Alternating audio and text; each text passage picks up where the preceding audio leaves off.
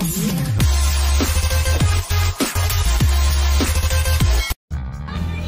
ayan, good day sa inyo lahat mga paps, and welcome back sa ating channel. So meron tayong konting update or meron tayong ginagawa dito. Bali isang Sony to, 32 inches, and then back job po siya, pero lampas nga lang ng 3 months warranty natin. Ayun, bali na repair natin to noong January 15. So ngayon nasa June tayo, June 10. So lampas na po siya ng ating service warranty na 3 months. So bali yung ginawa natin dito or ni-repair natin, pinalitan natin dito is siya, backlight, pero hindi po natin pinalitan lahat. Mga ilang piraso lang po yung pinalit natin dito. Then umabot naman siya ng mga lampas 3 buwan, no? So ngayon, dahil na nakita natin na marami na talagang pundi dun sa kanyang backlight, inaisip natin na kailangan natin na palitan ng buong set talaga. Meron akong nakita doon, bali surplus, galing din sa Sony. Din siya original pero surplus nga lang. So yun yung kinabit natin para mas mura siya, kasi kung brand new yung ipapalit natin is medyo mahal po, tapos baka magreklamo yung may-ari, no? Kasi dati nagawa natin backlight, ngayon backlight pa rin yung problema. So pakita natin kung ilang piraso yung kanyang backlight, kasi binuksan natin to, and then binuksan natin, tapos ito yung mga ipinalit nating backlight na mga surplus. So ito po yung unit natin, bali 4 na strip po siya. Bawat strip niyan meron po siyang 8 pirasong bulb. So ito po yung original na sira, then yan po yung mga kinabit nating surplus, no? So ito ngayon, tapos na nating maikabit yung kinabit natin na backlight. So ito na po siya. Bali dati ginawa natin ito, wait, open natin yung flash.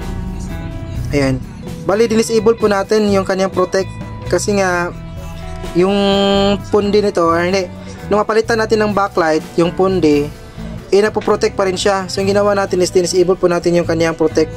Na ginamit natin is ginamper natin yung kanyang negative feedback na papasok sa may driver natin. Ayan, so ngayon tatanggalin natin to, kasi napagana natin to, kahit na dinisable natin yung kanyang protect, syempre gagana yan. Ayan, subukan natin to. Wait, ayan, so natin sa my screen.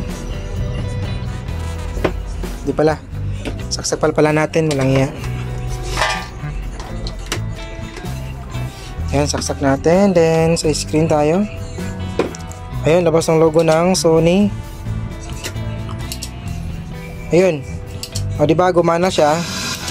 Ayan, gumana siya. So gagawin natin ngayon, tatanggalin natin yung natin dito, yung disable natin, yung jumper natin na yan, dun sa kanya negative feedback papasok sa may driver. Titingnan natin kung hindi na ba siya magpo-protect, dahil pinalitan na po natin ng buong set ng backlight, pero surplus nga lang siya, pero original. So tatanggalin na muna natin yan, yung jumper natin dito, no? So ayan, bali tinanggal na po yung sinumper natin to, yung magnetic wire na pinagkakabit natin dito, no? So ayan, nakatanggal na po siya. So tingnan natin ngayon, ito, saksak natin kung hindi ba siya mapoprotect or balik normal na ba yung kanyang oscillation. Ayan, saksak natin, tapos dito tayo sa my screen. Ayun, labas yung logo ng Sony. Dapat magtuloy-tuloy yan.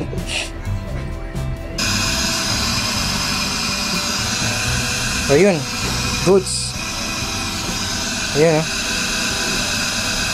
so hindi na po siya napoprotect. Bali, titest natin to ng mga ilang oras bago natin totaling isara talaga, para malaman natin kung hindi na ba pabalik o hindi na ba siya biglang mapoprotect, no?